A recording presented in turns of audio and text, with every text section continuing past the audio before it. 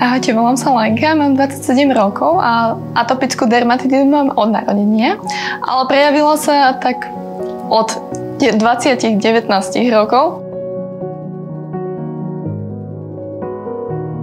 Exém sa mi začal takým malým fliačkom na oku, keď som bola v maturitnom ročníku a moja učiteľka na to upozorňovala a pýtala sa ma, že čo mi je pred celou triedou.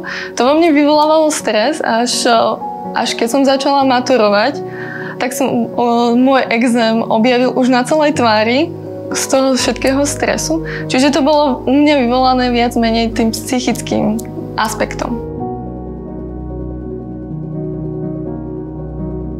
Atopický exém pre mňa znamená životný štýl, že nemôžem sa na to pozrieť krátkodobo a riešiť len nejaký problém tým, že sa natriem nejakou mastičkou, ale tým, že musím prispôsobiť celý svoj život, to, ako sa stravujem, to, ako robím nejaký šport, ako žijem.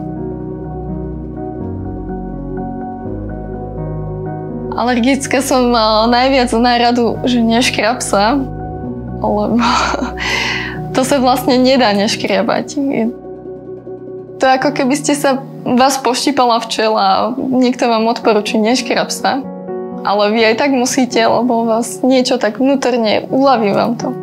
Najhorším symptómom bolo pre mňa zafarbenie pokožky, nakoľko to bol malý fliačik na oku a zrazu to bolo celé telo. A bola som červená, opuchnutá, ale momentálne som v kľudovej fáze, tak som veľmi šťastná.